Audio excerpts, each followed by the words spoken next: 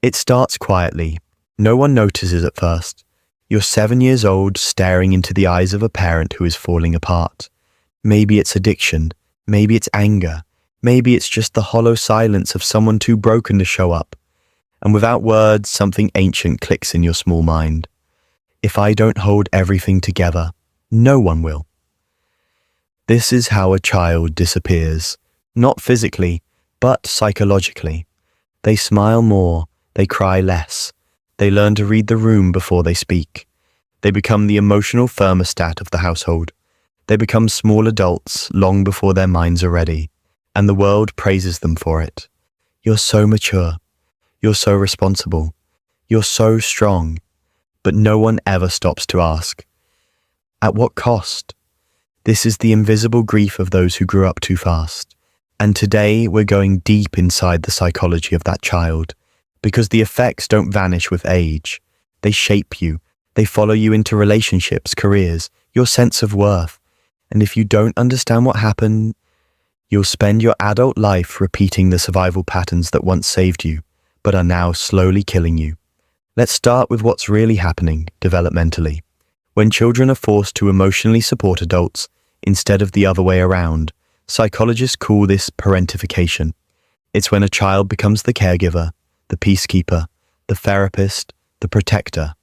This isn't just unhealthy, it rewires the brain, because when a child is consistently put in charge of emotional regulation, either their own or others, it creates something called hypervigilance. You're always scanning for danger. You walk on eggshells.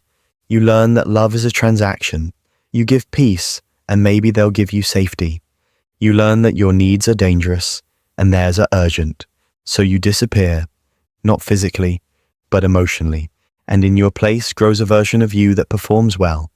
You become the good child, the quiet achiever, the therapist friend, the one who never asks for anything, and you wear that identity so convincingly that even you forget it's a mask. But deep down, something hurts, something aches, because the inner child you buried didn't die. They're still in there screaming silently, "Why didn't anyone protect me?" As you grow older, the symptoms become more complex. You might become hyper-independent. You refuse help, push people away, or never feel truly safe in love. You might feel numb during happy moments, because joy feels unfamiliar, unearned, even dangerous. You might struggle to rest because productivity is the only way you've ever felt worthy. And worst of all, you might not even realize you're still stuck in survival mode. Because when dysfunction is normalized early, your nervous system accepts chaos as baseline. Stillness feels wrong. Peace feels suspicious. Love feels like a debt you'll have to repay. This is the psychology of a child forced to grow up too fast. It's not just sadness. It's a complex trauma that reshapes how you view the world, and more importantly, yourself. Now, you may ask, why would any child willingly take on that role? Because children will do anything for attachment, even abandon themselves. The choice is never conscious, it's biological. In the absence of safety, the child sacrifices authenticity for belonging. That's not weakness, that's intelligence, that's instinct. But the tragedy is this: what saved you then imprisons you now. So many of us are walking around as high-functioning adults, with deeply neglected inner children pulling the strings. We overachieve to earn love. We stay silent to avoid abandonment. We take care of everyone, but secretly wish someone would just ask if we're okay. And that fantasy, that someone will notice you're not as strong as you pretend to be, that maybe, just maybe, you'll finally get to fall apart and be held. That is the unmet need, not of your adult self, but of the child who never got to be a child. The first step to healing isn't fixing, it's witnessing. Because until you validate what happened, you'll keep gaslighting yourself with thoughts like, it wasn't that bad. Other people had it worse. I turned out fine. But fine is a mask too, and deep down you know it. So what happens to that child? When they grow up, they become adults who never feel safe, even in calm rooms. They become lovers who can't trust softness. They become givers who can't receive. They become the kind of people who apologize for crying, flinch at compliments, and confuse exhaustion with success. This is the cost of growing up too fast. Because if your childhood trained you to be strong at the expense of being soft, to be quiet instead of honest, to fix others while ignoring your own fractures, then what kind of adulthood do you inherit?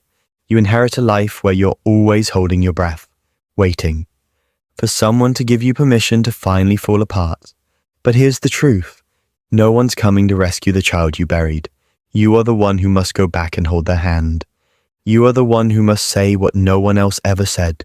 You didn't deserve that. You were just a child. You get to rest now. This is the beginning of shadow work. Not fixing, not performing, not bypassing the pain with fake positivity, but turning toward the abandoned parts of yourself and saying, I see you now, I hear you now, and I'm not leaving. That is the reparenting process, and it's brutal because it asks you to feel the grief you never had time to feel. It asks you to sit with the rage, the sorrow, the unmet needs, to weep for the birthdays where no one showed up, to mourn the innocence you lost while protecting people who should have protected you. But that grief, it's not weakness, it's proof that you're healing, because what was once frozen is finally thawing. Now let's talk about how this survival pattern shows up in adulthood, subtly, tragically, and often invisibly. You might become a therapist in all your friendships, but never let anyone truly see you. You might be praised for your independence, when deep down you're terrified of being a burden. You might be in relationships where you overfunction, always fixing, managing, over-explaining, and wondering why you feel resentful.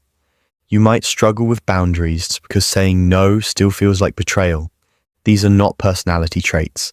They are coping strategies, learned, conditioned, and, the good news, unlearnable. But only when you stop idolizing your strength and start honoring your wounds. One of the most powerful things you can do is ask your inner child, what did I need back then that I never got? You may hear answers like, I needed someone to tell me it wasn't my fault. I needed someone to ask how I was doing.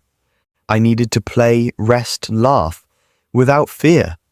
And slowly, very slowly, you begin to give those things to yourself. Not to fix your past, but to stop reliving it. This is how you stop seeking parents in your partners. This is how you stop mistaking anxiety for intuition. This is how you stop running from the child you were and the self you're becoming. Carl Jung once said, there is no coming to consciousness without pain. People will do anything, no matter how absurd, to avoid facing their own soul. But shadow work demands that we face it, all of it, the neglected, the ashamed, the scared, the angry, because healing isn't about becoming someone new, it's about remembering who you were before the world told you who to be. So if you're someone who grew up too fast, know this, your maturity was never the problem. The problem was that you had no choice, but now you do. You can choose softness, you can choose to rest, you can choose to stop managing everyone else's emotions and start honoring your own. And no, it won't happen overnight. There will be days you feel like a child again. Good, that's the point. Let that child come home. Let them cry. Let them play. Let them finally be seen. Because you're not broken. You're becoming whole. And maybe for the first time, you're finally growing up the right way. Not through pressure, not through fear, but through truth. You never had a childhood, but you still have a future. And this time, you get to write it.